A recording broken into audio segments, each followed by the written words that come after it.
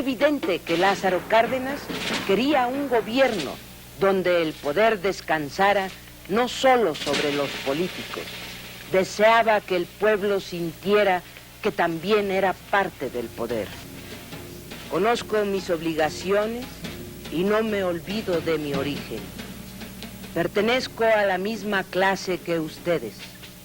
Fui antes que hombre público, obrero de un modesto taller y leal a mi clase que fue la que me llevó al poder.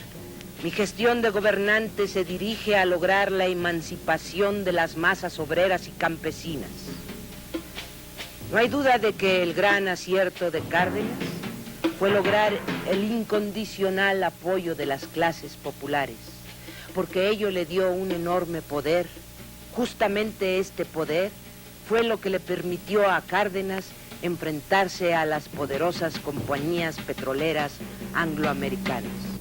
Operaban en México algo más de 20 compañías petroleras. Todas ellas, con excepción de la Petromex, eran de propiedad extranjera. El primer lugar por sus inversiones y por su producción lo ocupaba la compañía mexicana de petróleo El Águila, que era subsidiaria de la Royal Dutch Shell.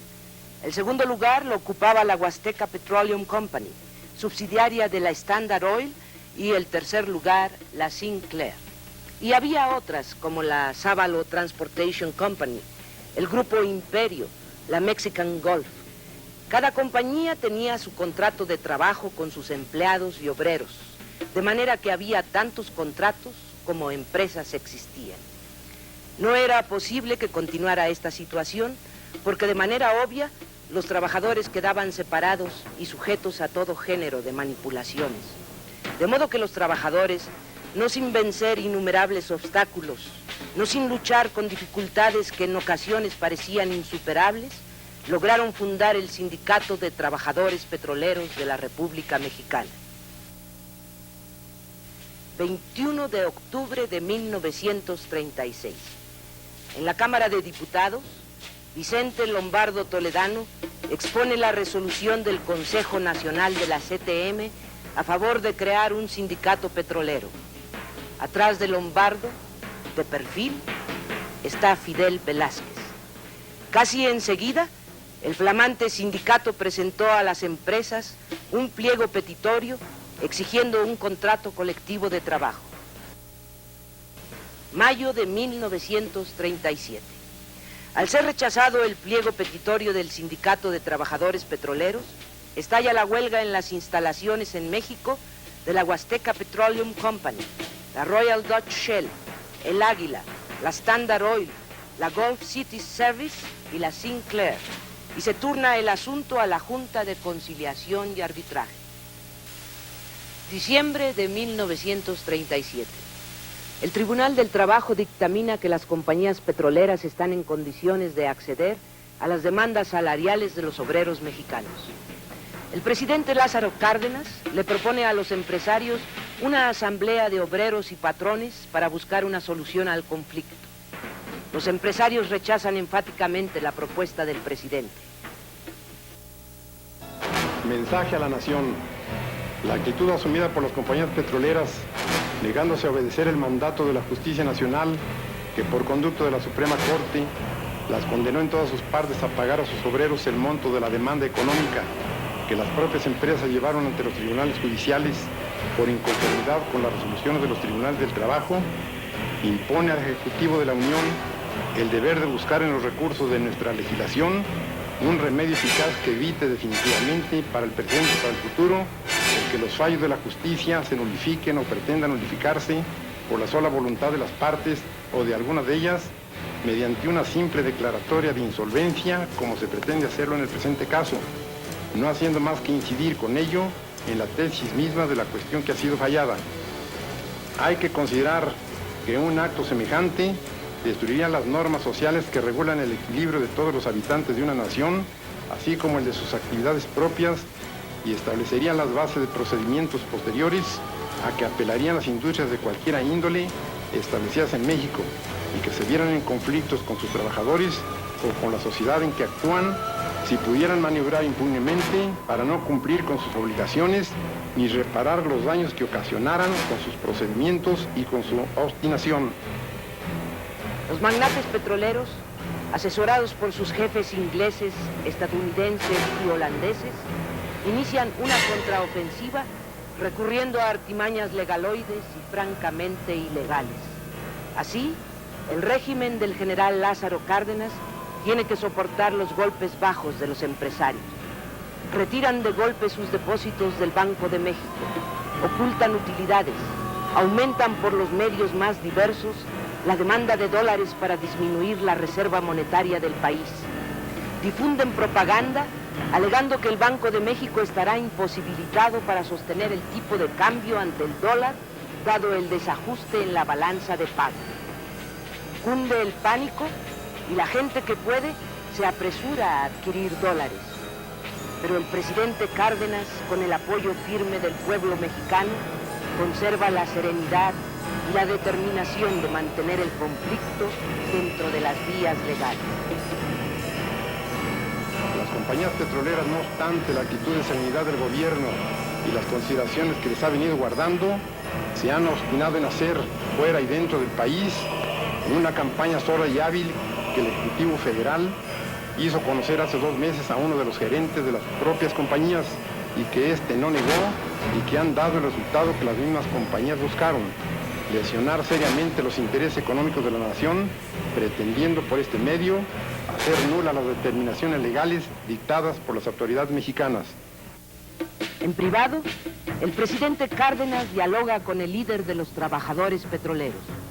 El líder le informa que todos los intentos del sindicato por llegar a un arreglo con las compañías petroleras se han estrellado en la intransigencia, el rechazo y hasta la injuria.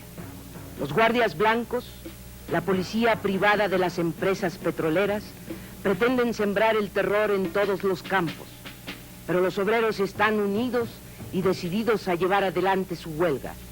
El presidente les aconseja cordura y paciencia. Las compañías petroleras han alentado casi sin disimulos ambiciones de descontentos contra el régimen del país cada vez que ven afectados sus negocios, ya con la fijación de impuestos o con la rectificación de privilegios que disfrutan o con el retiro de tolerancias acostumbradas. Han tenido dinero, armas y municiones para la rebelión, dinero para la prensa antipatriótica que la defiende, dinero para enriquecer a sus incondicionales defensores, pero para el progreso del país, para encontrar el equilibrio mediante una justa compensación del trabajo, para el fomento de la higiene en donde ellas mismas operan, o para salvar de la destrucción las cuantiosas riquezas que significan los gases naturales que están unidos con el petróleo en la naturaleza, no hay dinero, ni posibilidades económicas, ni voluntad para extraerlo del volumen mismo de sus ganancias. Tampoco lo hay para reconocer una responsabilidad que en una sentencia les define, pues juzgan que su poder económico y su orgullo les escuda contra la dignidad y la soberanía de una nación que les ha entregado con largueza sus cuantiosos recursos naturales y que no puede obtener, mediante medidas legales, la satisfacción de las más rudimentarias obligaciones. El presidente Cárdenas se hallaba resuelto a entablar negociaciones, pero no a capitular. Pondría en juego todos los recursos que a la mano tuviera para evitar, hasta donde el decoro de la nación se lo permitiera, el rompimiento de las hostilidades. El problema, sin ir más allá, era obvio. ¿Estaban las compañías petroleras en condiciones de elevar los salarios de sus trabajadores como estos lo exigían? El presidente sabía que sí, que año con año los dividendos de los accionistas extranjeros del monopolio petrolero crecían incalculablemente, que desde principios del siglo millones de libras esterlinas y millones de dólares salían de México para Londres, Ámsterdam y Nueva York. Y sabía que la pugna existente no nacía de la incapacidad económica de las compañías petroleras para satisfacer las demandas de los trabajadores, sino de su preconcebida determinación de no permitir la menor alteración en las bases de su política prepotente en todo el mundo. Por lo tanto, el presidente no se engañaba, no ignoraba que la razón se hallaba de su parte, de parte de su pueblo y de parte de los obreros que reclamaban una existencia menos sórdida, más digna. Las compañías petroleras han gozado durante muchos años, los más de su existencia, de grandes privilegios para su desarrollo y expansión, de franquicias aduanales, de exenciones fiscales y de prerrogativas innumerables, y cuyos factores de privilegio, unidos a la prodigiosa potencialidad de los mantos petrolíferos que la nación les concesionó, muchas veces contra su voluntad y contra el derecho público, significan casi la totalidad del verdadero capital de que se habla. Riqueza potencial de la nación, trabajo nativo pagado con exiguos salarios, exención de impuestos, privilegios económicos y tolerancia gubernamental son los factores del auge de la industria del petróleo en México. Las compañías se hallaban aún a tiempo de aceptar un avenimiento que el presidente Cárdenas sugería, pero nuevamente fue rechazada con arrogancia la sugerencia de paz del presidente de México. Hay movimientos de tropas en la frontera norte de México y desplazamientos de buques de guerra hacia nuestros litorales.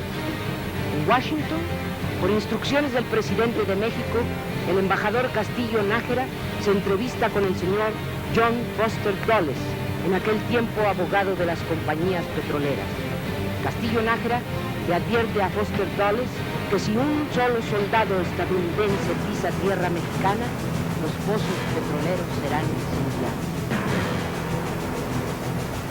Muy hábil gestión del presidente Cárdenas, pues se aproxima el estallido de la Segunda Guerra Mundial contra el eje Berlín-Roma-Tokio, y el petróleo mexicano será más importante para los aliados que la suerte de las compañías petroleras.